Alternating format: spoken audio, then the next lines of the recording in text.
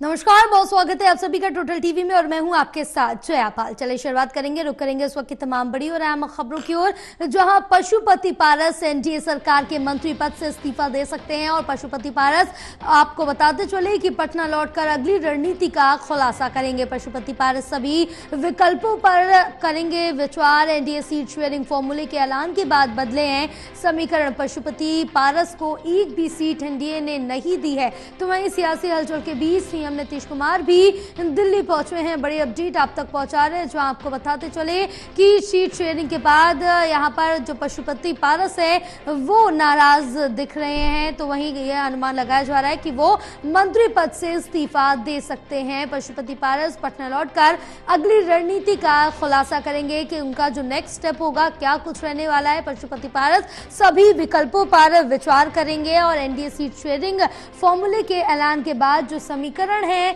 वो बदले हुए से नजर आ रहे। पशुपति पारस को एक भी सीट एनडीए ने फिलहाल नहीं दी है। सियासी हलचल के बीच सीएम नीतीश कुमार भी दिल्ली पहुंचे हैं। इस वक्त की बड़ी अपडेट आप तक पहुंचा रहे क्योंकि पशुपति पारस यहां पर नाराज चल रहे हैं और ये अनुमान लगाया जा रहा है कि वो मंत्री पद से इस्तीफा दे सकते हैं, क्योंकि लोकसभा चुनाव जिस समय शुरू होता है उसके बाद जब चुनावों की तारीख करीब आती है उसके बाद ये सामने आता है जब सीट शेयरिंग होती है, किसी के टिकट मिलते हैं, किसी के टिकट कटते हैं, तो उससे कहीं ना कहीं पार्टी के जो कुछ मंत्री नेता हैं उनमें नाराजगी साफ तौर से देखने को मिलती है। अगर उनको मन मुताबिक सीट नहीं मिलती है, सीट जो टिकट है वो काट दिए जाते हैं, तो ये तमाम चीजें होती है वही अब देखने को मिल रही है। उस दौर की शुरुआत हो गई है जब पशुपति पारस नाराज नजर आ रहे हैं और ये अनुमान लगाया जा रहा है ये नाराजगी के चलते मंत्री पद से इस्तीफा दे सकते हैं पशुपति पारस।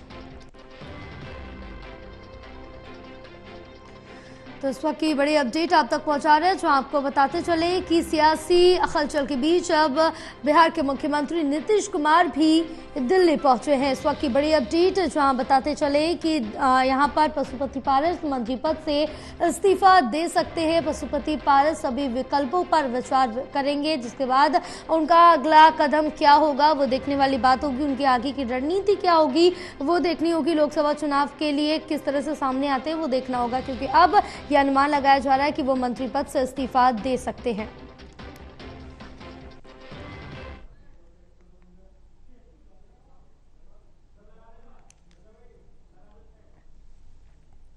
तो इस वक्त की बड़ी खबर आप तक पहुंचा रहे हैं, जहां आपको बताते चले कि पशुपति पारस फिलहाल नाराज चल रहे हैं।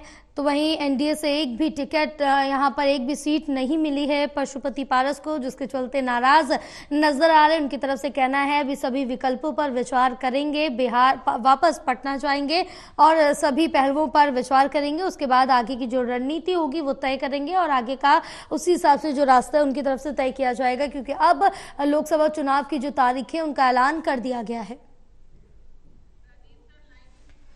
हमारे साथ associate editor Pradeep Kumar live जुड़े हुए हैं।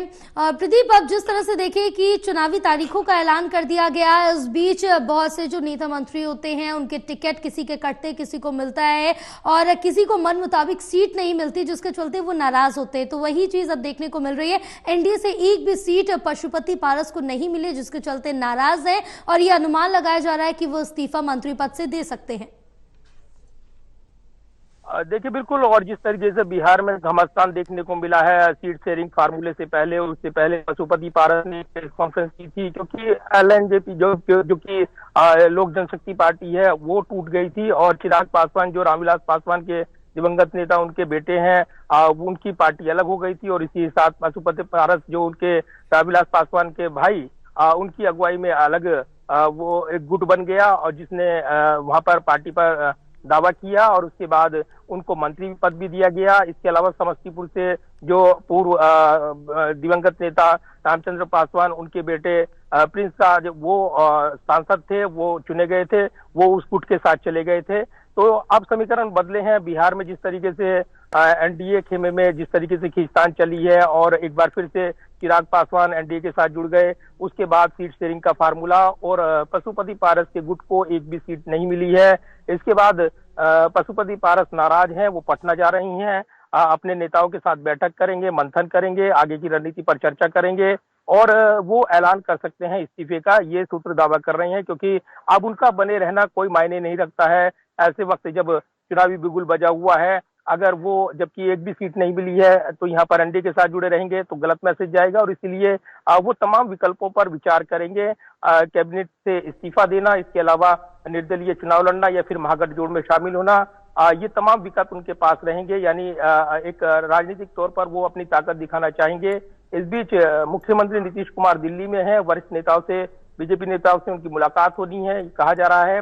और ऐसे में रणनीति के तौर पर अगर देखें तो बिहार में जिस तरीके से 40 सीटें और जो फार्मूला तय हुआ है, बीजेपी 17 सीटों पर चुनाव लड़ रही है, 16 सीटों पर जेडीयू चुनाव लड़ रहा है, 5 सीटें चिराग पासवान के गुट को मिली हैं, इसके अलावा एक सीट हम और इसके अलावा जो उपेंद्र कुशवाहा है उनको दी गई है।